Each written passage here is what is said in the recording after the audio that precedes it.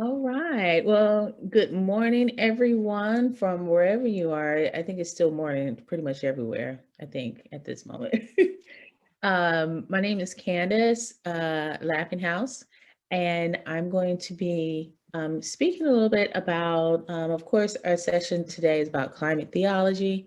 The perspective in which I will be speaking from is perspective of looking at Indigenous ways of honoring and caring for the earth, and how important it is that we consult well, yes, consult and inquire from these different ways of caring for the earth that is beyond the traditional ways that we've been talking about caring for the earth and caring for the climate. So I'm going to share my screen. And if anyone has any questions, you can put them in the chat, and if I can answer them along the way, I will, or we'll just wait to the end when Reverend Sadler will moderate the questions. Okay. All right. So, one thing about, let me move over. Okay. There we go. Okay. Okay, climate theology revisited. I'm sorry, let me move the little bar down so I can see everyone when my presentation is in play. And you know what? Now there we go.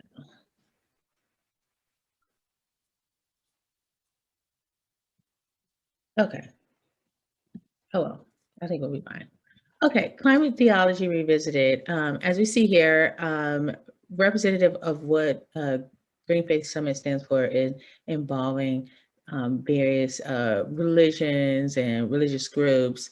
Um, Today, as I said, I'm going to be looking at a way to revisit caring for Earth and utilizing a South African principle of Ubuntu. I am because we are.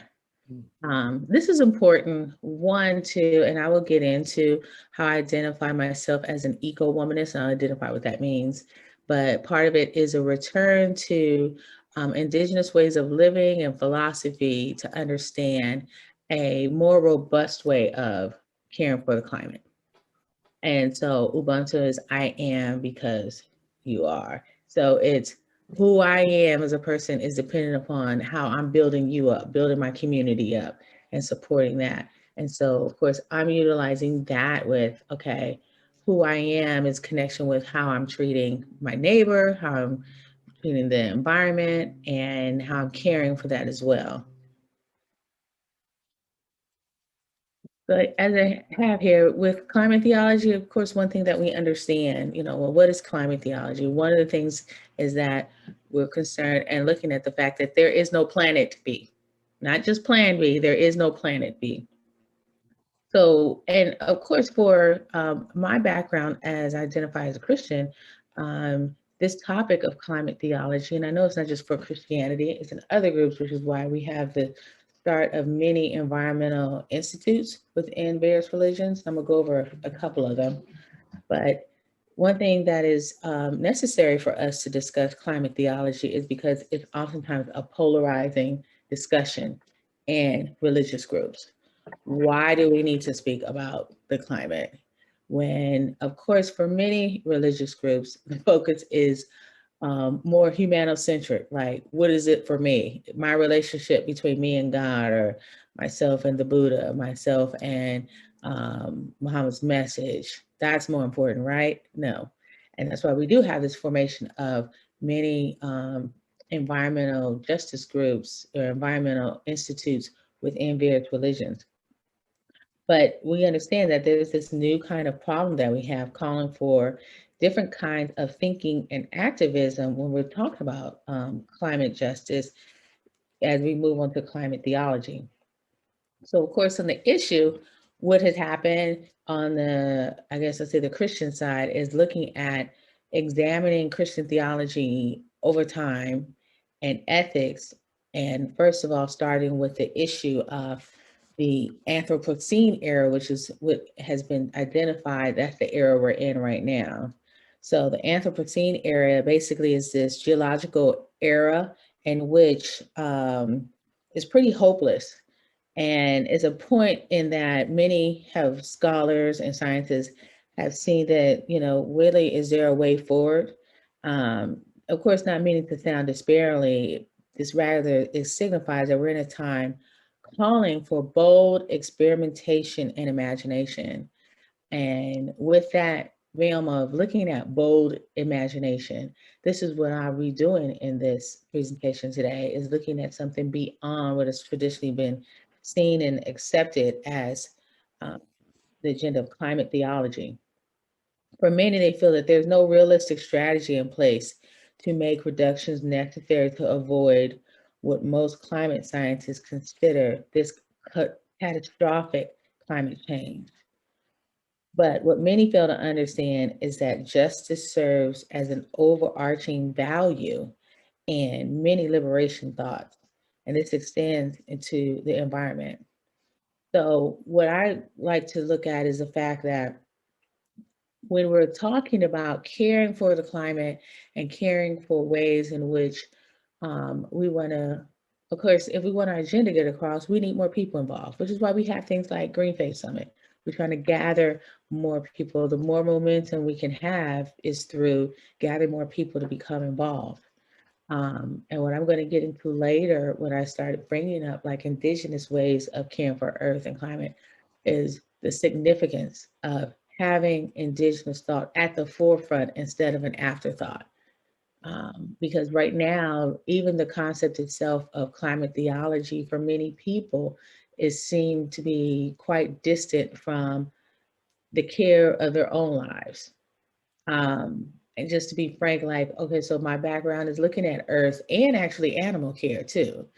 And for many people, when I do speak of this, because right now what is been, I'll use the term institutionalized, earth care and animal care has been primarily among groups that are not, people of color.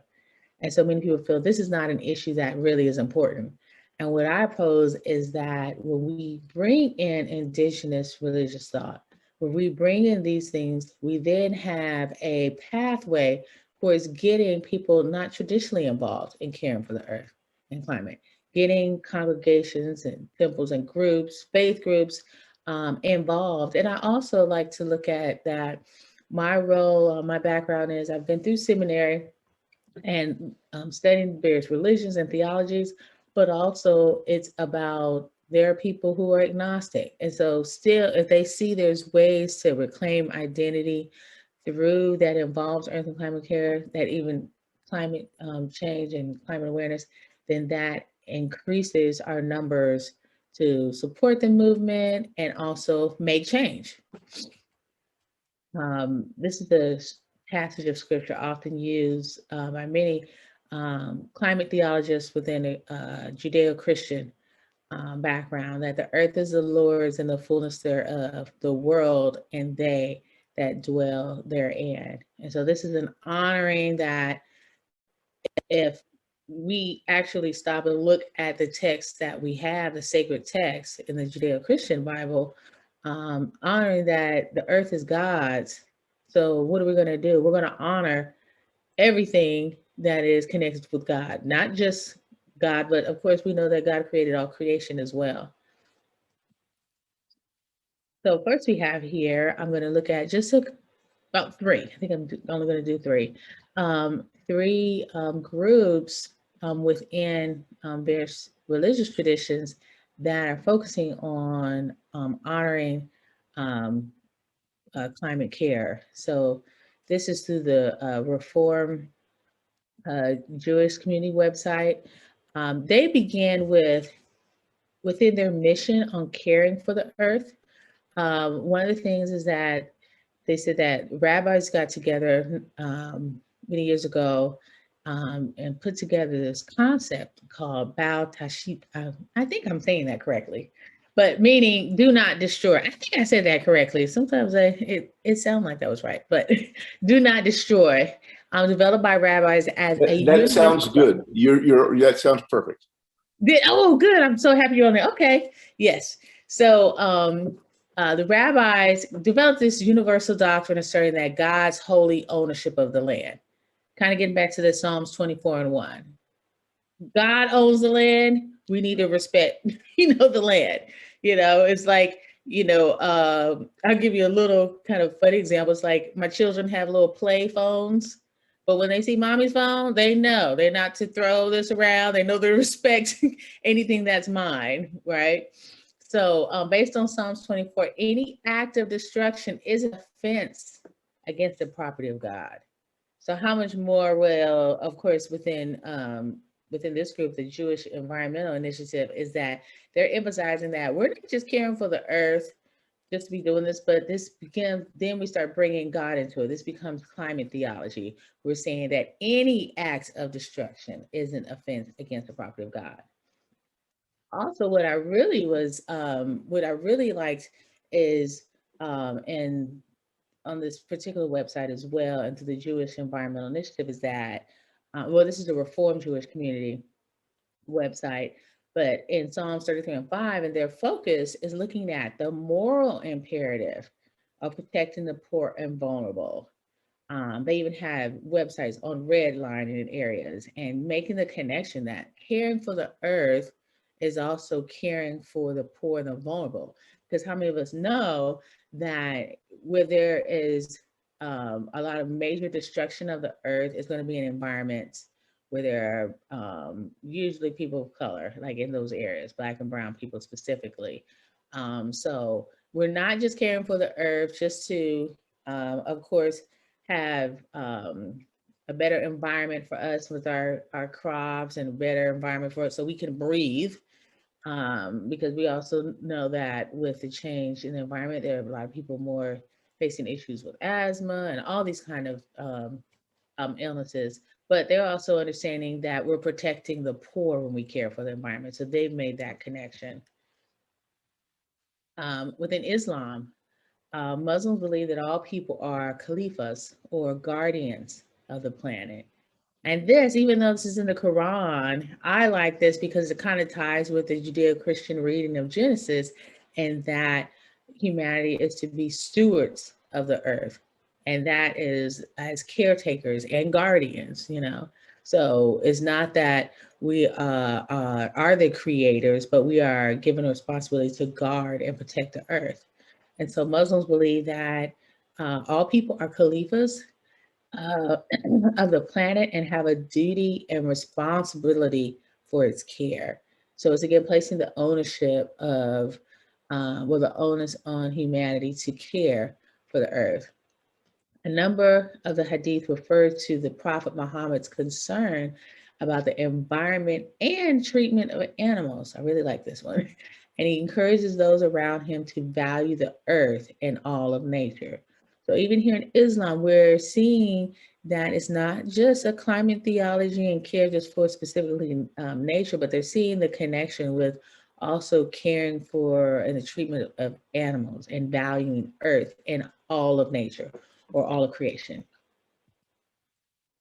Okay, in Sikhism, I really like this website, EcoSeek, and they have a whole lot of information, and they're really active in caring for the earth. And of course, being that the headquarters is in India, I had the privilege to give a talk in India, New Delhi, some years ago, and it was quite the experience to see. Of course, there's no middle class at all. So it's like probably 1% of people living beyond the means that I could imagine, and the other 9% living well below the means of the homeless people experiencing homelessness in the US. I mean, we were literally driving through areas where you could just see clouds of smoke and the exhaust of the cars. You can see children who probably had not bathed in years, and they were living in the slums, actually is what they would call those areas. And thinking to myself, I would rather live underneath a freeway in California than to live here and where the people are being treated, but the way the earth is not being honored in many areas. And we know that Sikhism is one of the larger religious practice there in India. And their first guru, Nanak Dev Ji, explained the world we humans create around ourselves is a reflection of our inner state. So again, it's turning the onus on humanity to say that, look, how we treat the earth is a reflection of who we are. And anyone, walking around honoring, saying that they're honoring God and have any kind of love and respect for themselves, we should look at the fact that our love and respect for ourselves is a connection to how we're treating the earth. And the mission of EcoSeek connects Sikh values, beliefs, and institutions to the most important environmental issues facing our world. They say here that we draw on the rich tradition of the Sikh gurus and the Khalsa Panth to shape the behavior and outlook of Sikhs in the world, ensuring that their deep reverence for all creation remains an essential part of the Sikh way of life. So again, there's this interconnection of not just caring and discussing about the earth. Okay. And so beyond those main world religions, only talked about 4. Beyond those main 4 religious groups is where I begin to move into discussing indigenous religions and theologies and its significance. So starting with the fact that many indigenous religions and theologies identify one by honoring spirit, God, and gods. So for example, with African culture, understanding, okay, basically they're looking at like, okay, this massive, beautiful undertaking thing called water. We're going to have a god of water. We're going to have different gods representing earth, representing not just earth, but air, different elements. And so that is common within indigenous religions and theologies, that there is this understanding of God and the supreme being being a part of what they will basically end up interconnecting with their traditional lifestyle. The term indigenous, when we use it, applies to localized belief systems of the original people in society. So an indigenous lifestyle is not just in, of course, in the Africas, we're talking about the Aborigines. So in Australia, we're talking about the original non-colonized ways of believing and belief systems. One of the things that distinguishes indigenous religions and theologies is that they're mainly orally transmitted. They're mainly intertwined with traditional lifestyles, and mainly they are pluralist.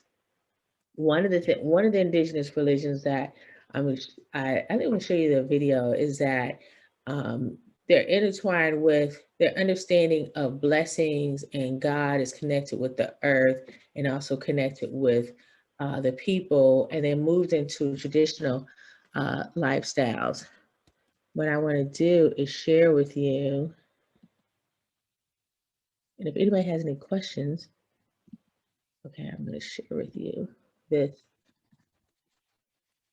Sorry, did not come up right away.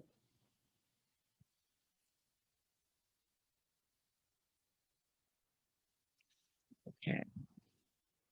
What I'm going to do is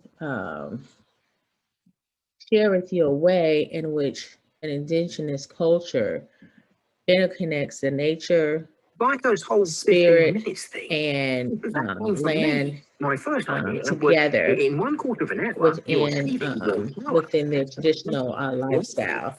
And this group is in the South Pacific, and it's going to be something that you're going to see that you're going to find interesting. Let me open up. Okay, share screen. Hopefully you all can hear. Okay. Can everyone's blocked out? Can someone give me a thumbs up, or Dr. Sadler, if you could let me know you can hear this? Oh, wait. I can't hear Now, anything right now now. I actually don't hear it. I heard it a minute ago, but I Yeah, I don't heard hear it something now. before, but not now. You can't hear it? No, so Oh. if you stop sharing, and then when you go to share your screen again, at the bottom, there will be a little like check box that says share computer audio. Just hit that, and then we should be able to hear it when you show us the Say it video. again. Say that Um, again.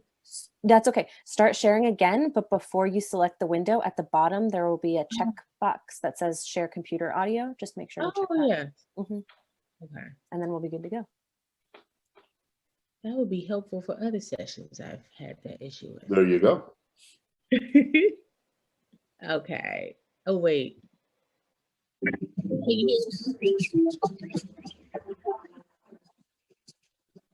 We can hear it a little bit, but it's a little fuzzy. It's not clear. Let me start over.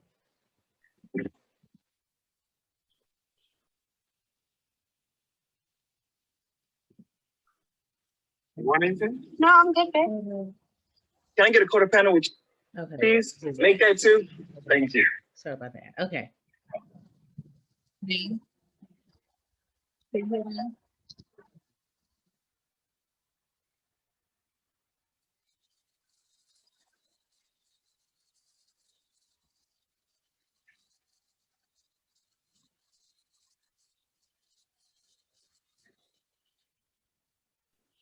There's no sound again.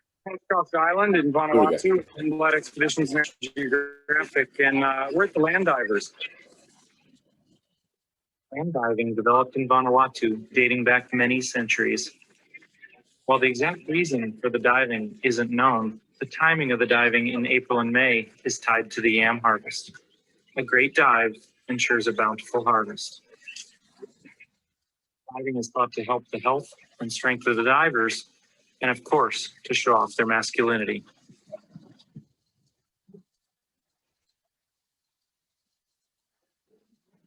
The camera's going to be up there, and we're hopefully going to capture it. Probably not done before with a GoPro. Incredible event. They're going to tie vines to their ankles and jump off, and we're going to hopefully capture it all.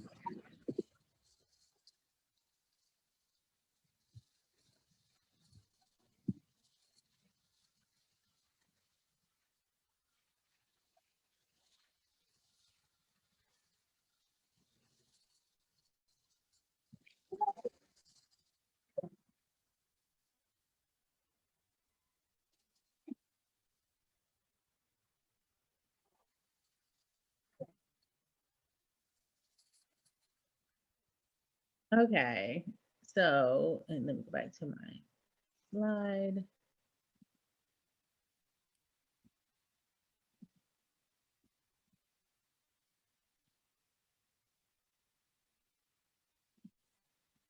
Okay. Okay, so what we had there were the indigenous people of Pentecost Island.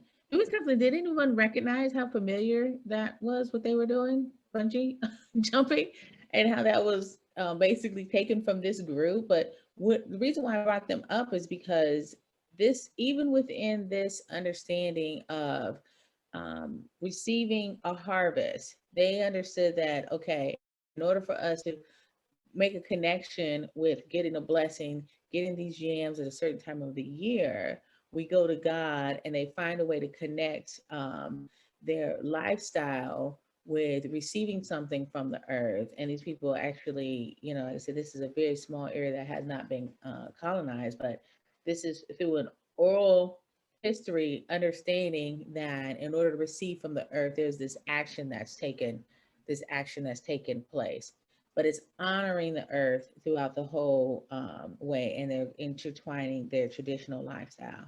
So the importance and significance of indigenous theology, and my talk, what I'm getting at is that when we have these discussions and bring in indigenous ways of living and caring for the earth, we actually help many people not traditionally or not going to be ones to talk about earth care and animal care, but reclaim their identity. And reclaiming identity mainly for a lot of people, like I said, not a part of this conversation are people of color, but if they understood that actually caring for the earth is a part of who you are and your people and where you have come from. So um, another way of, or another significant reason for bringing up indigenous religions and theology is it honors, of course, the that there are many other ways that we can be connected as a people, and also the many ways that we can see that there are other opportunities in which we show that caring for the earth goes beyond just looking at earth care, but also this connection that many indigenous religions have. For example, African religious traditions have this interconnectedness of humanity, nature, and spirit throughout. What this does also is that it cultivates a traditional communalism among people.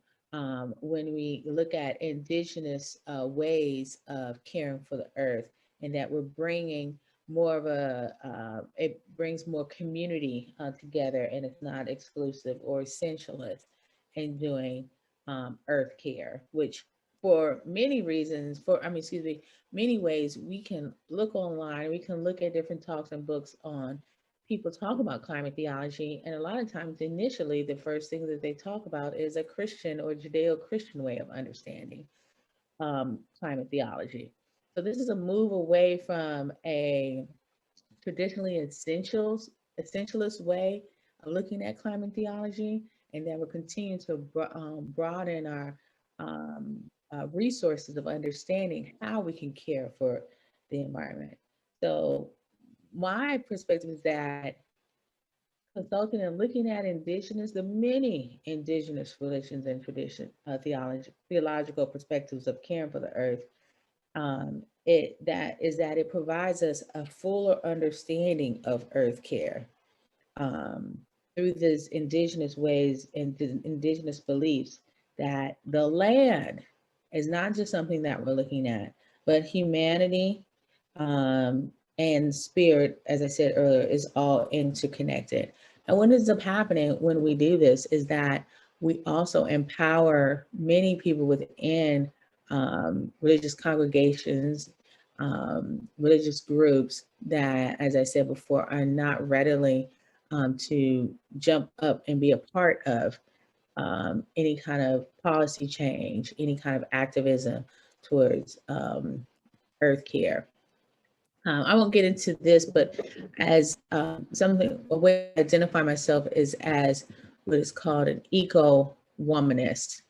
And womanism, really briefly, has 4 principles of radical subjectivity, which is basically reclaim your identity, traditional communalism. I've just talked about that, how we're not just here for ourselves. Womanist thought leaders say that we're not just here to talk about issues on sexism. We're here to talk about, look, we're going to support everyone within the community. That's an indigenous way of thinking.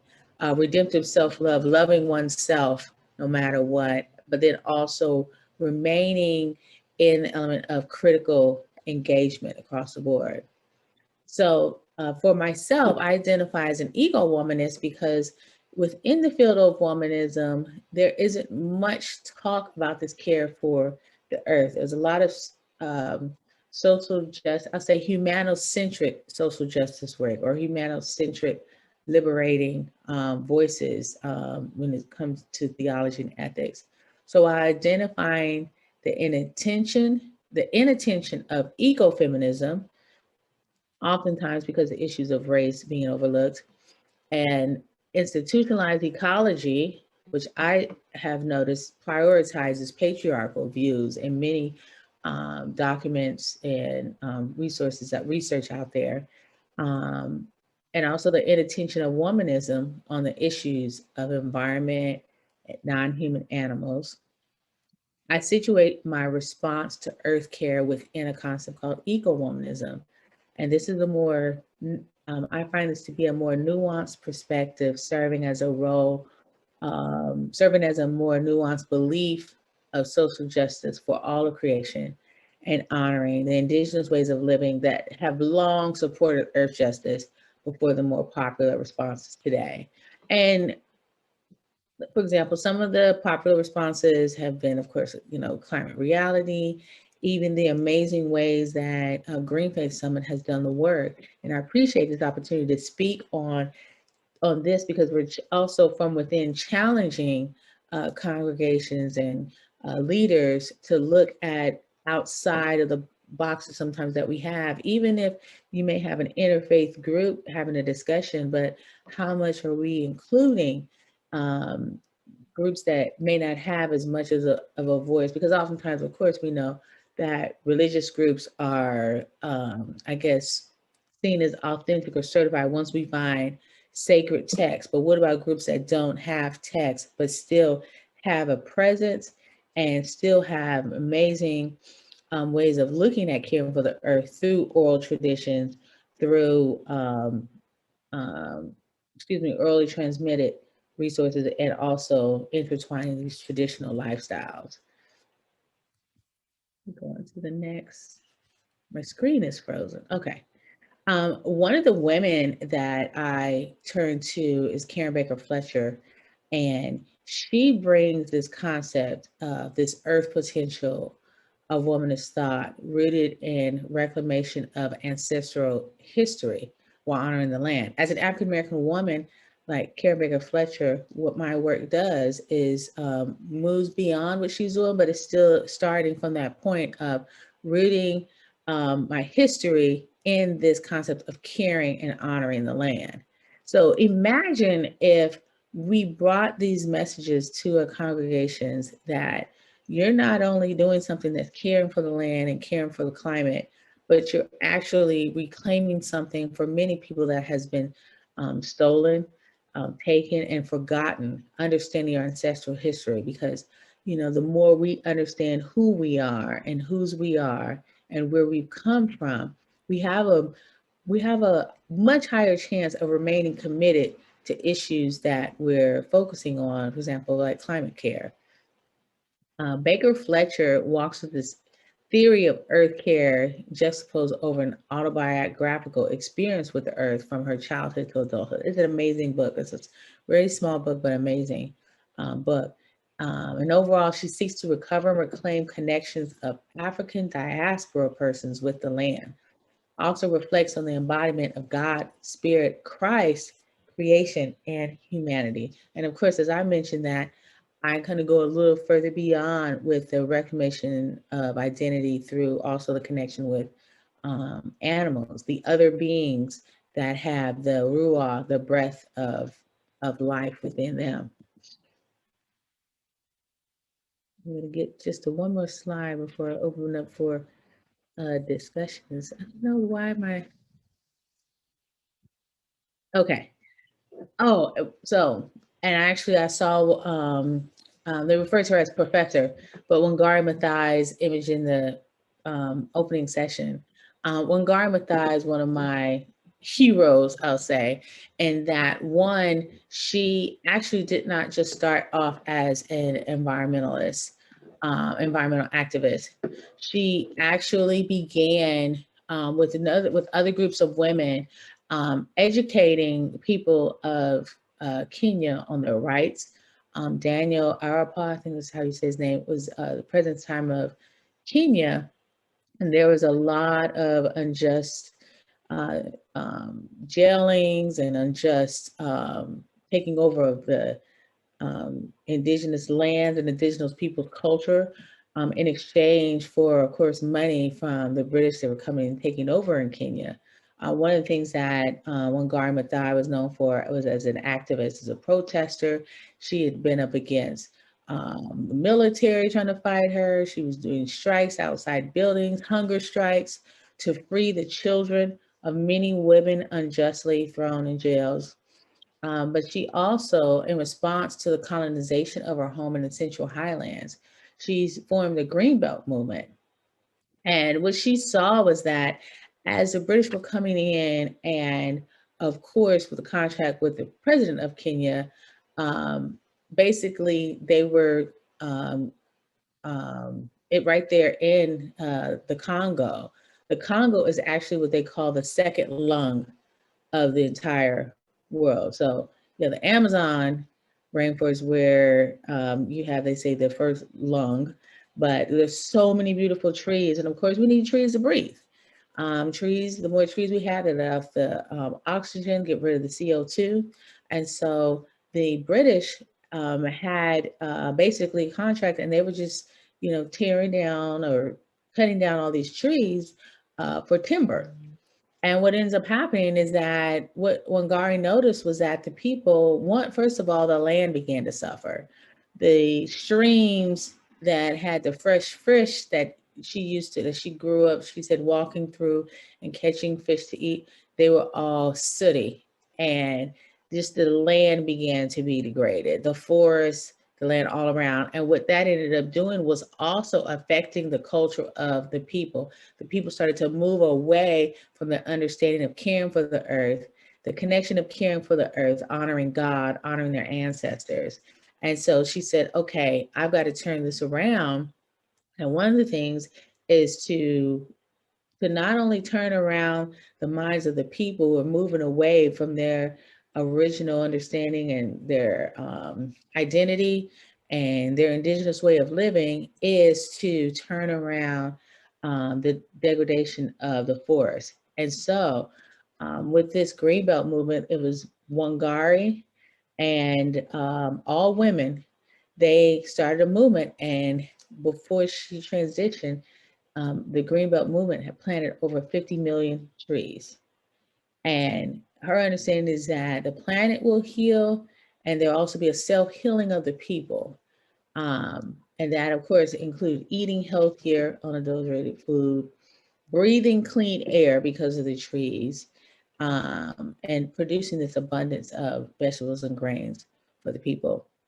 The 4 principles of the Green Belt movement that she established in her efforts to return to caring for the earth, and this through a concept of an indigenous understanding of caring for the earth, was that 1, you have a love for the environment; 2, gratitude and respect for the earth's resources; 3, self-empowerment, includes self-betterment; and 4, the spirit of service and volunteerism.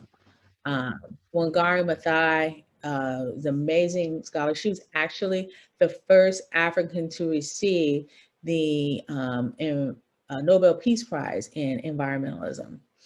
And I had the pleasure of meeting a couple that was actually with her when she got notification that she had won the Nobel Peace Prize. And she got notification and she said, okay, well, I still have to go to my meeting, where she was meeting local. She said, these people have walked, some people 2 days to meet with me. I'm not going anywhere. And what they ended up doing was sending a helicopter to find her. And she finally said, okay, after my meeting. She was still always connected with the people and would not even allow something as what many of us would see as, of course, a very important prize to dissuade her from her focus and attention towards caring for the earth and caring for the identity of her people. Yeah. And we only have a few minutes left. So I want to know, Dr. Sadler, do you think now the time to maybe people can ask some questions and we can speak? I would love to have people ask a few questions, and I don't know the best way to do this. I mean, we're a small group, so why don't we go to gallery view and we can have a general conversation together, since we are, yeah, this is not we're not massive. We should be able to have a dialogue with the people that are here. I want to just start off by asking you a little bit about the notion of womanist theology and the way that you talk about being an eco-womanist in the work that you do. Has womanism taken a different tact on environmental climate justice than Black theology in general, and then theology in general? What would distinguish womanism from, let's say, Black theology in their perspective, and also feminism in their perspective on ecology? Sure. So first of all, womanism started, and I actually had a slide for that while I'm talking. Womanism started at Union in New York. There were two professors that were, well, I'll just read this. A womanist theology, what is it? It's this thought that emerges from this privilege of women representing the African diaspora, and it's intentional about this reimagining and deconstructing patriarchy and reflecting on these issues pertaining to race, gender, class, and sexual subjugation. So used as a theological corrective, it's pretty much anti-white theology, Black theology, and feminist theology. So great question, Dr. Sadler. And so it emerged from a group of women, handfuls, four, that were taking classes by James Cone, known as the father of Black theology. And one of the amazing things about Dr. Cone is that he encouraged his students to challenge him. He liked that. And he repackaged white supremacy that resisted racism and sought to call itself Christianity. So, but the critique that these women said was like, hey, I'm here in seminary, I'm learning about Black theology, I'm learning about liberation theology, all this stuff, you know, that Cone was really adamant about, like Jesus is, you know, basically a Black man. He's poor, he is in the ghetto, he is killed by the system, innocent. We still see that today. So they were like, okay, yeah, great. You're talking about liberation theology and Jesus, but there's still sexism right here within the church in which you're preaching, you know. And so then the other professor that was instrumental in the carving out of womanist theology, it was Beverly Harrison, and she's a renowned feminist theologian. And she repackaged, like, okay, we're going to do some white supremacy because it's not dealing with sexism. But then they say, look, you're just talking about sex and you're just talking about gender, but ignoring racism.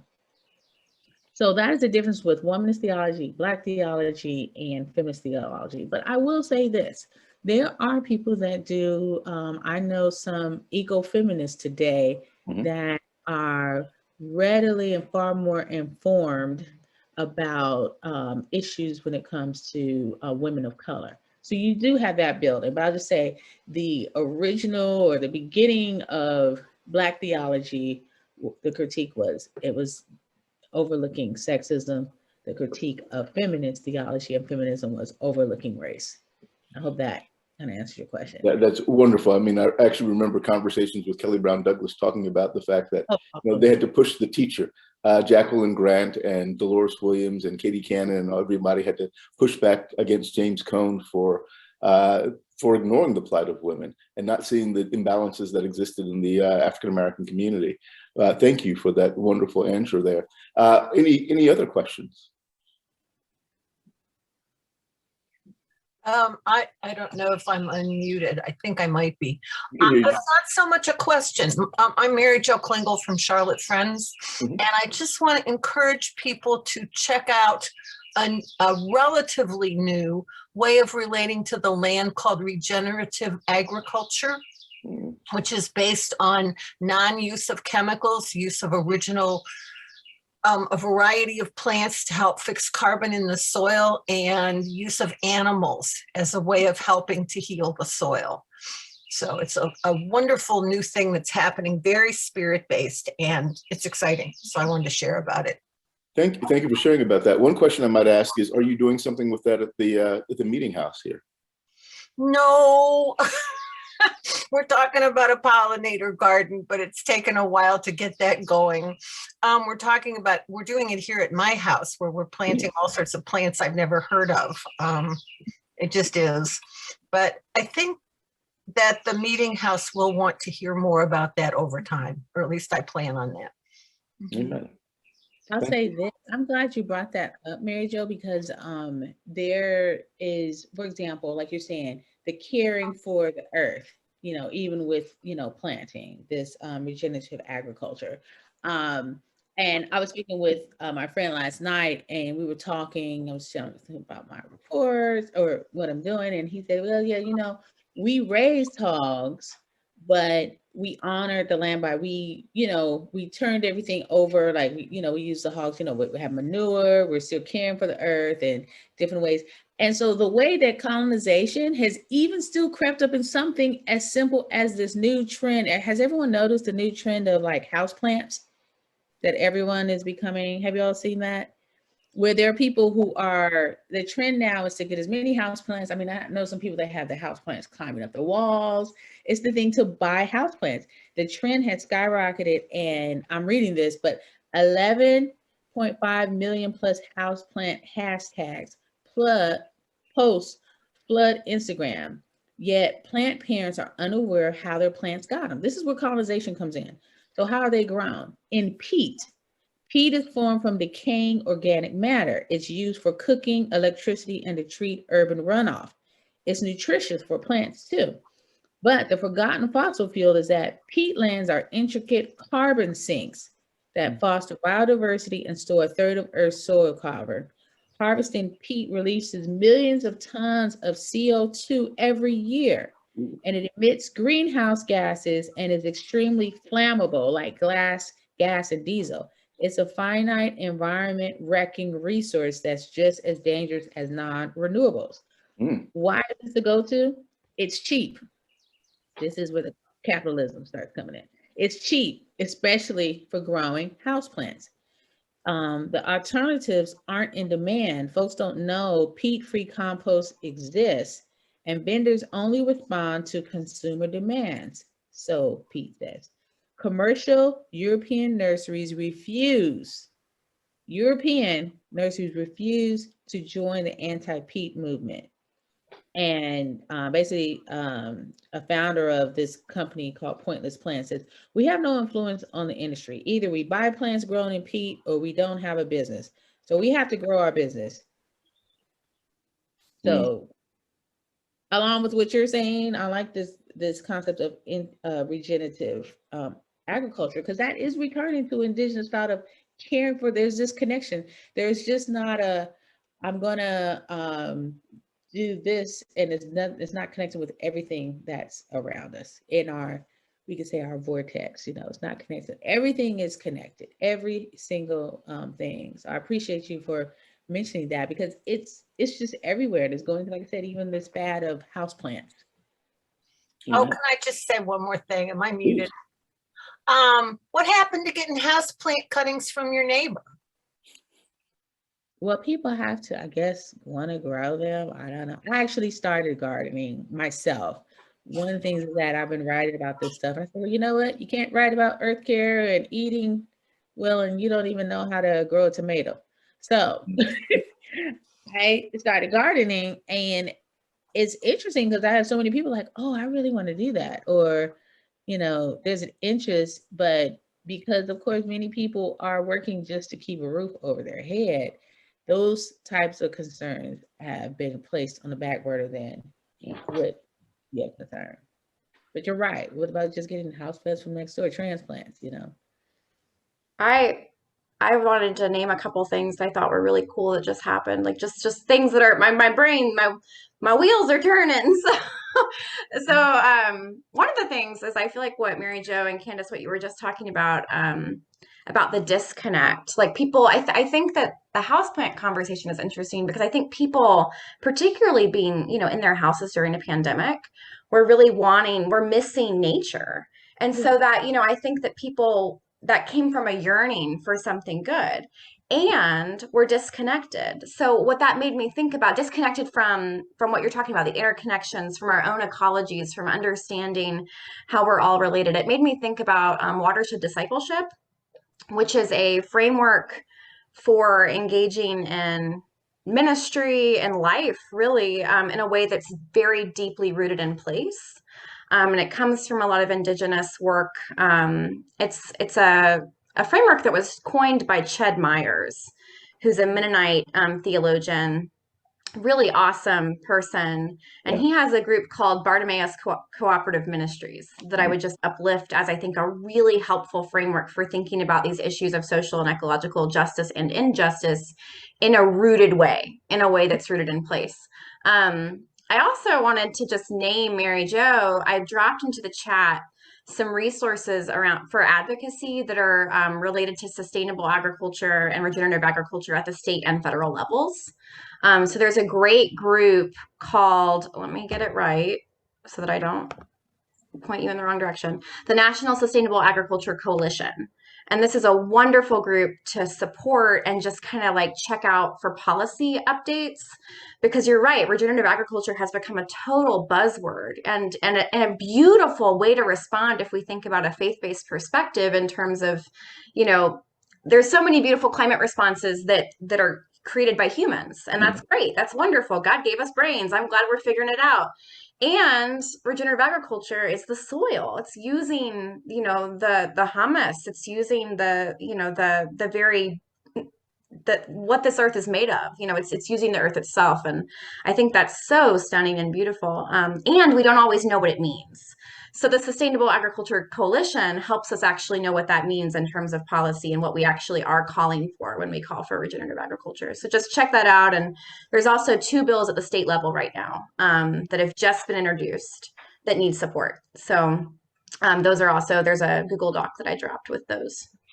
Excellent. Yeah. Thank you so much for that. And Ted's a good friend of mine. If we ever want to have him to do an event for us, we should probably do that while we've got pandemic Zoom, whatever. So let me know. Right. Yeah, excellent. Well, thank you all so much. Thank you, Candace, for your wonderful presentation, for your brilliance. I am in awe of you and love the way that you weave womanism with environmental climate justice. It is such a wonderful thing to see. You are breaking new ground, and I fully appreciate all that you do. Thank you all for joining this session today. And I think we've got 5 minutes before we get back. So as my colleagues would say, we have time for a biological break before we rejoin at 11:05. God bless you all.